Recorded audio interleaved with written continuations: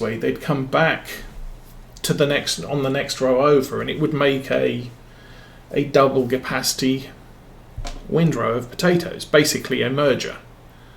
And so I thought, that's great, because the merger's quite quick. You could send a worker off just merging up your field and not have to worry about it. It's not stopping and waiting for you to come and unload it. It's just dropping potatoes on one side of the harvest of the tractor as it drives down, and it's doubling up the row as it goes. So I thought, that's awesome.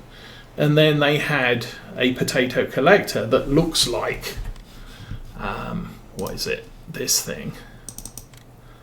Looks like this thing that just has this tiny little collector that will pick up the windrow. And I thought, that's awesome.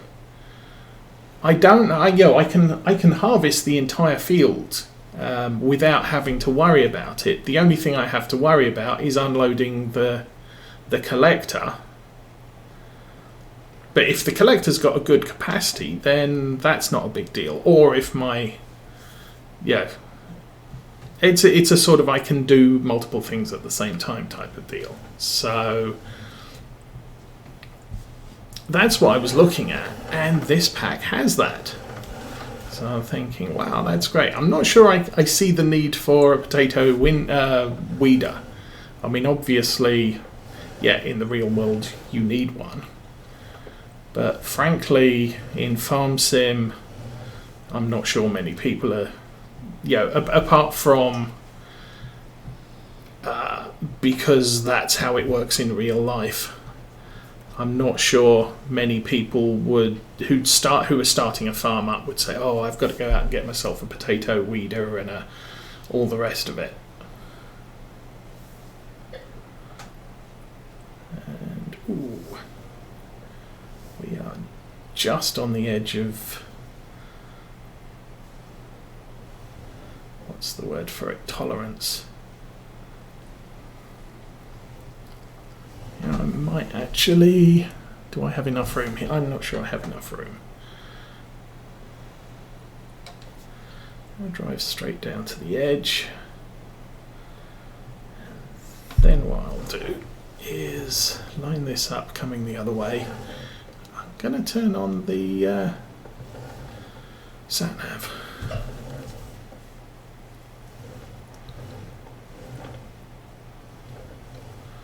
Okay, that's about right. Drop that. Auto width.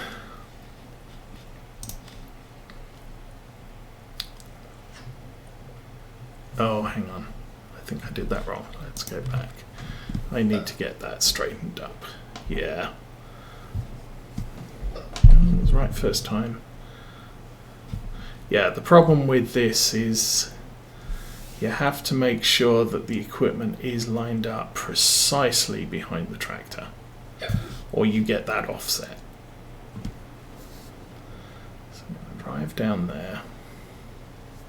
That looks about right. Shift S.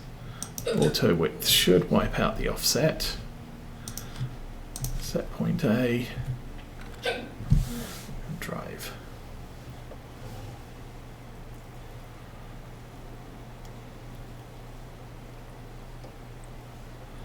So I think I've completely missed it on the left side there.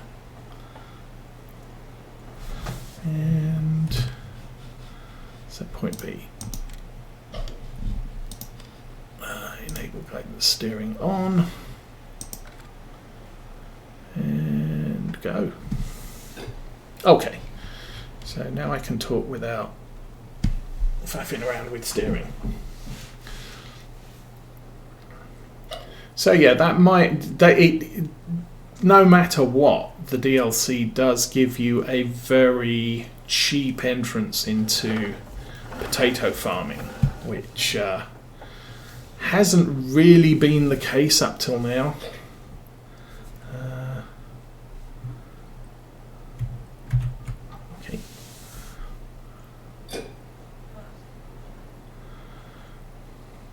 I mean, the tractor holds equipment is isn't as expensive as the self-propelled. I'll give it that much, but it's still kind of pricey. And with this new DLC, you're looking at stuff where the price is what? Please make the turn. You're talking about 100,000 for harvesting potatoes, which frankly isn't bad. And if you can do it on a 100 horsepower tractor as well, great. Let me try that again. I forgot to lower the seeder.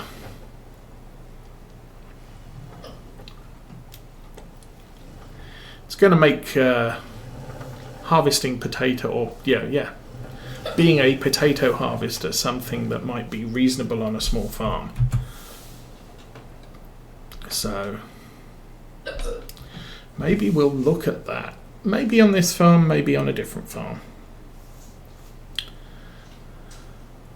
I have noticed that potatoes are not a crop that many adoptive child has hiccups. Yes. What did you say? I say. Said what? I said you have hiccups. Yeah, and it hurts.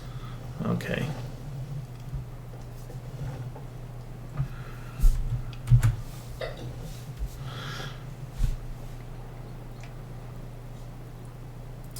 So yeah, we may, as I said, maybe not on this farm, maybe on a different farm, take a look at doing potato farming.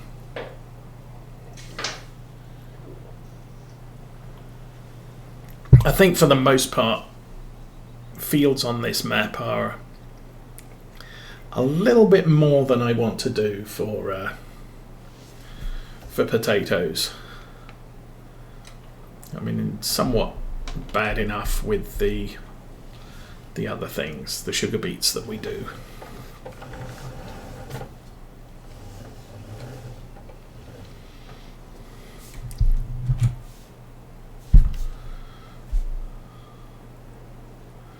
Okay, let's get that straightened up.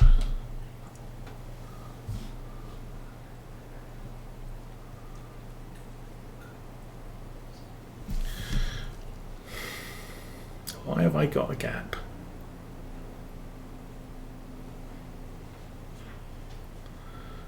Maybe I haven't. I guess we'll find out on the way back.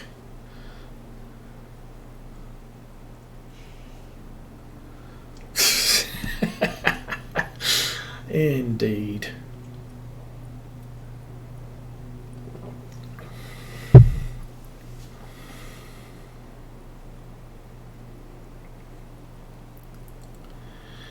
My thing is usually sneezing. Oh, speaking of which.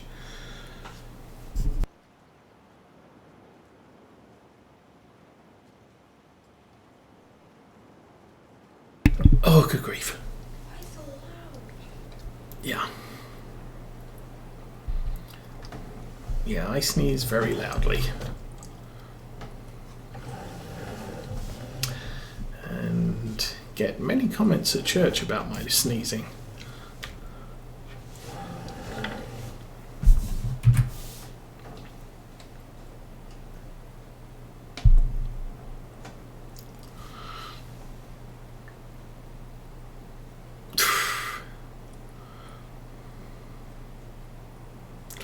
Oh yeah, that was news this week. Was my dad came down with symptoms for COVID about, I think we're over 10 days ago, and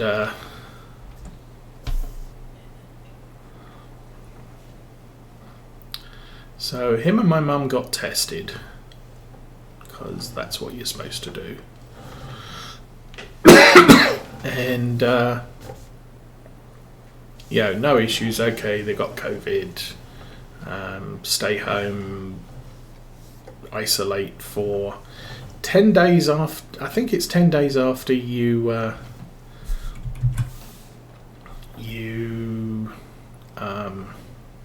what's the word for it? Show symptoms. Well, he's coming to the end of his quarantine time, and then he comes down with it really bad. And so they call out paramedics. Paramedics turn up. Yeah, we'll take you into the hospital. So he ends up going to hospital, and they put him on oxygen and antibiotics and steroids, and he seemed to be treated okay. He's working okay with that, but wakes up the next morning and they're like, oh no, we're going to keep you in for a day. And that's now turned into about 2 or 3 days. He's in he's in a standard recovery ward. He's not in intensive care. He's on oxygen and various meds. So it doesn't sound that serious at the moment. He went through, I think, Tuesday, Wednesday. He didn't want to talk to anyone because it was just painful. But he seems to be doing okay now. I haven't heard from my mum this morning to see whether he's being released yet.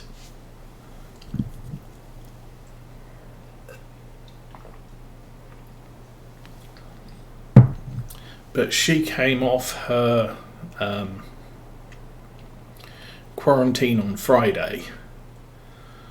But it's sort of, how does that work? I'm guessing they're saying, well, if you're showing symptoms, then 10 days later you cease to be contagious, or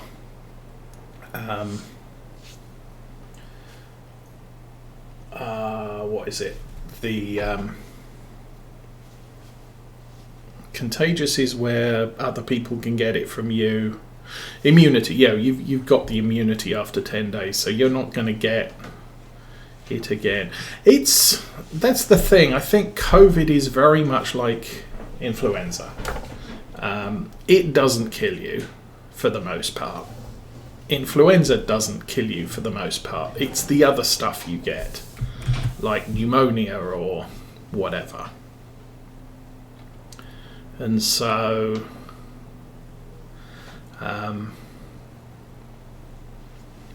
it's with the way that the medical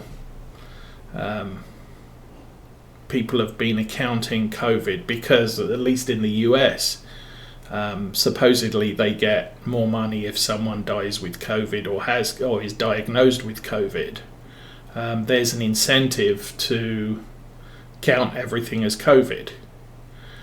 And so I'm hearing stats. I'm not in the medical field, so I can't say for definite, but I'm hearing stats that basically say, for the most part, we're not getting any additional deaths this year than we would expect in any other year.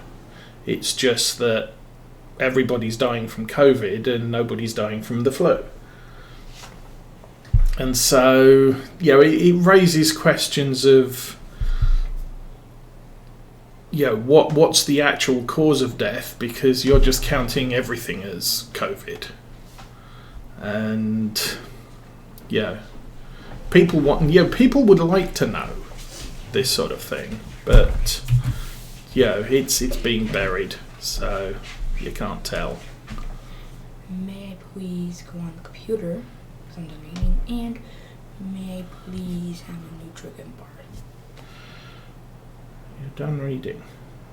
Mm-hmm. You read for half an hour.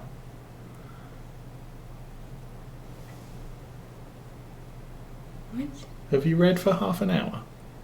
I read, yeah. Half an hour? I don't know. So I don't think you read half an hour.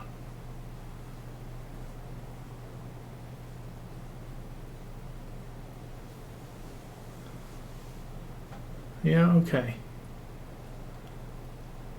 Nutrigrain bar, yes, okay. For the Nutrient bar? Yeah. And for computer time.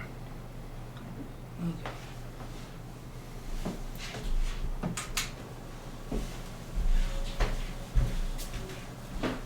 Oh, well, there you go. So that obviously brings up the question if 400,000 fewer deaths. And that's probably to be expected when you think about it. Everybody's social distancing and quarantining.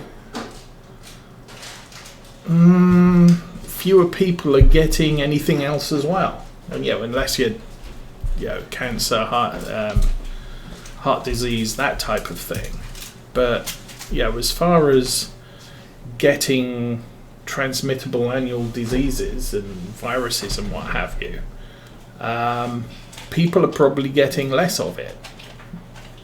There's probably fewer people come down with flu this year. There's probably fewer people come down with colds this year, which means that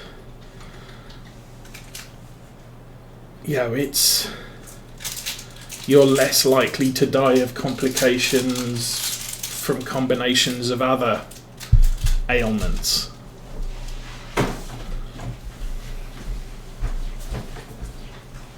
Yeah, well, accidents too. We did we go to? I can't remember. Did we go to Ohio this year? I forget. Yes, we did. We went to Ohio in the summer. But we are doing a lot less driving this year. Normally I'll put 10,000 miles per car a year. And this year we've probably barely done 5,000.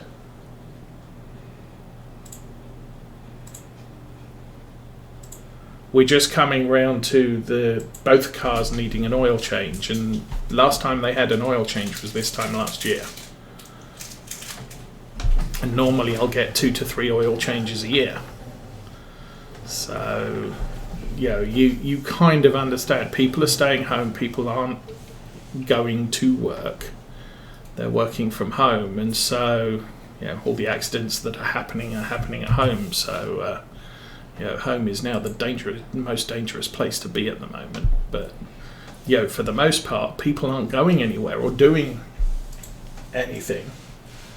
So, A, they're not transmitting diseases to each other, and B, they're not, being involved in motor accidents and everything else. So, it does. The stats do not surprise me.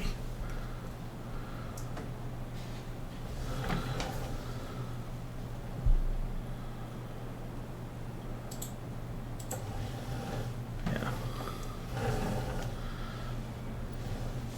You're going to be looking at farming and climbing up step ladders as being the most dangerous thing to do this year.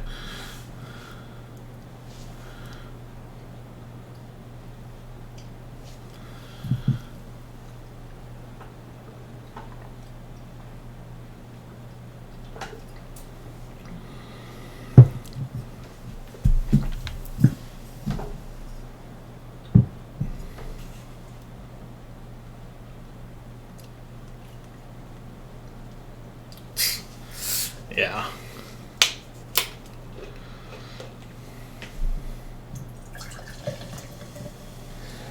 I just think people are more conscious. I have difficulties wearing a mask because childhood breathing issues and damp and the like. And so that does make it difficult for me to wear a mask for long term. Sitting down and, in a doctor's office, our doctors, you must wear a mask or else. And that sort of thing. I'm sitting down. I'm not exerting myself. I can wear a mask when I'm just sitting there, not exerting. But walking and running and anything else, and climbing up things and lifting things, I can't do masks. But that makes me far more conscious of everybody else around. So, when I'm in the store wanting to buy some meat, I'll usually wait till everybody else has moved out of the way before I step in, grab mine, and then walk off. And hopefully they're as cognizant of that as I am, and it's sort of, oh, that guy's not wearing a mask, but he's not infringing on my space either.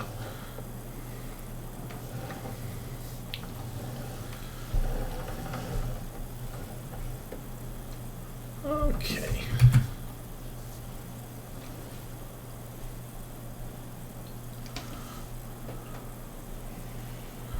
Get that loaded down, and I think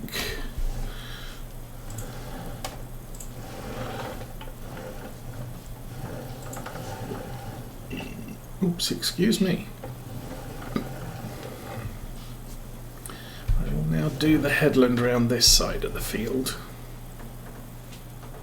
As I said last time, I think this equipment is sufficiently wide that I can cover the triangles quite effectively. I think in part because of the angle of the field as well.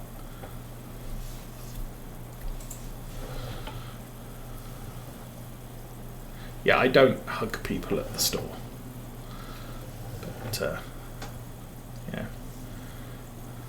I try to do the whole social distancing thing for the most part.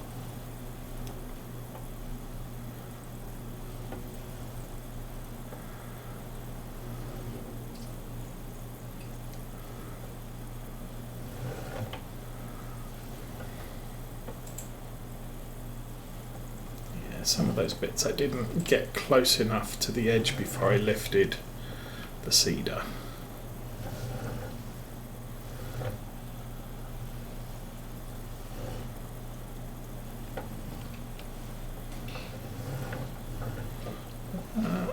On the whole, I think that worked well enough.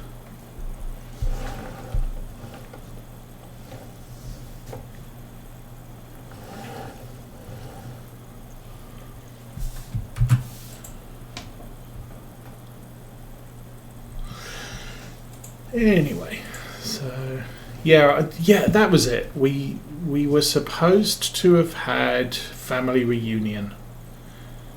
We do that every summer in Ohio, and what ended up happening was a couple of people who don't always turn up decided, oh, it's too risky, and so the entire thing got cancelled.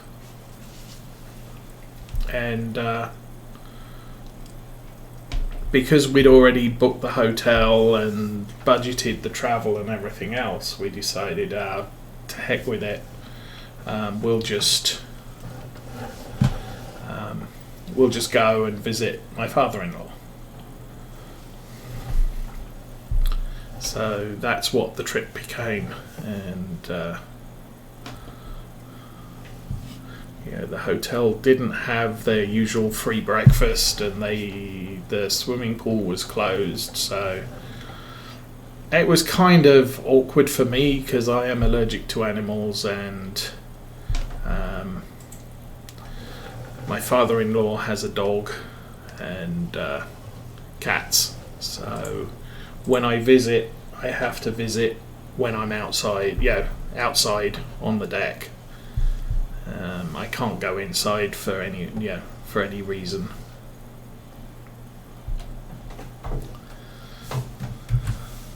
Oops. Oh, good. Go to that one.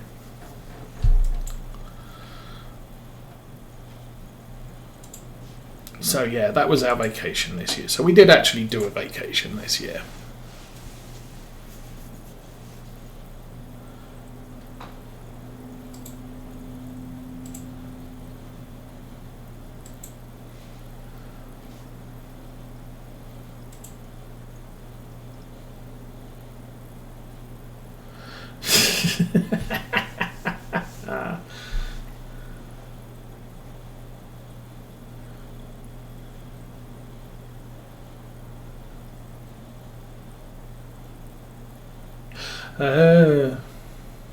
And that may be because I believe Virtual Farmer is UK Farmer.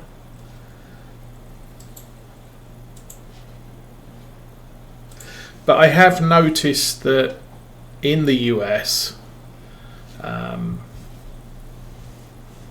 most of the farms I'm looking at, the headland is completely unbroken by the vertical rows.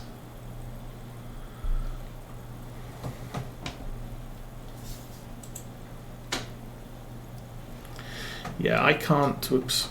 Back up. Back up. Where am I?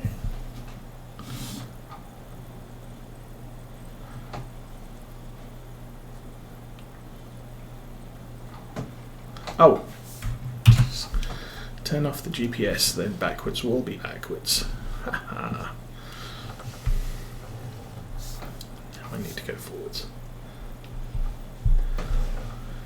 Yeah, I'm just allergic to feathers, so I can't do down duvets and pillows and stuff. So going to hotels can be a problem for me as well.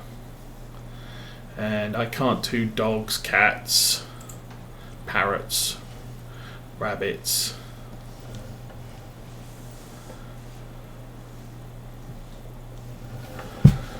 In my youth, I have ridden a horse, and trivia time, Clint Eastwood is allergic to horses.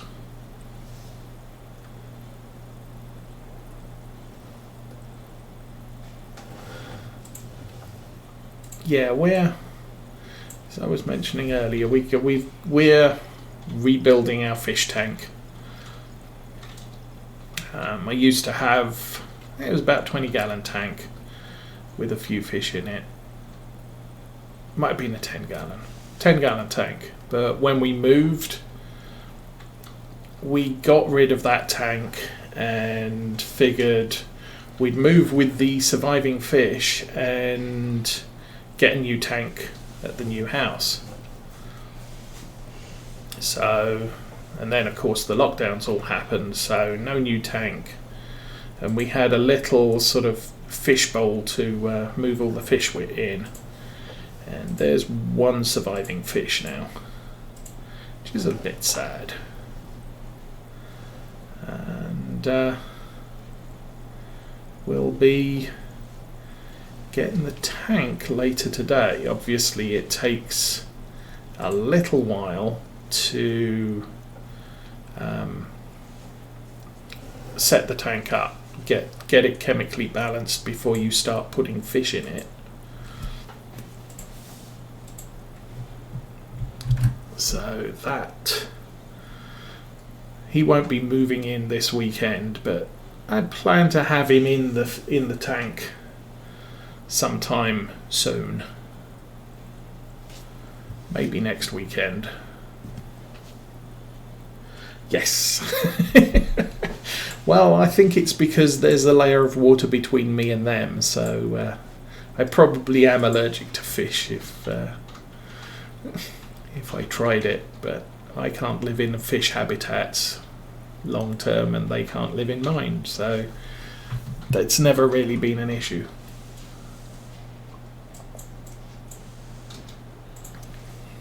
Of course, now I've done the headland halfway round, we're either going to end up down this end of the field or up at the other end of the field and have to come down here, but oh well. It is what it is.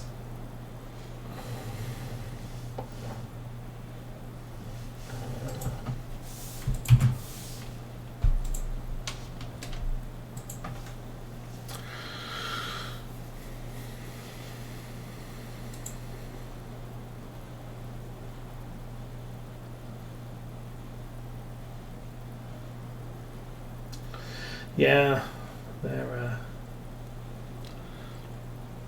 there are a lot of unfortunate people in the world. But yeah.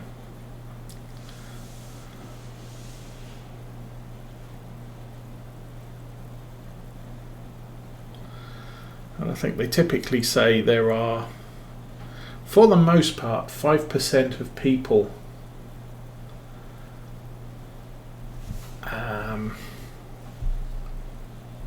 have a strong opinion one way or another. And the rest, follow the crowd.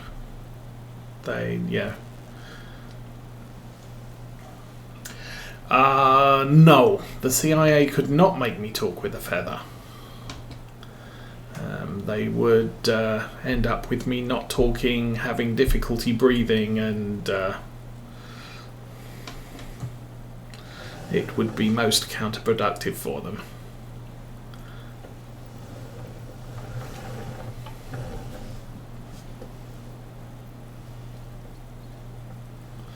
So yeah, I think most people are happy to believe whatever they're told.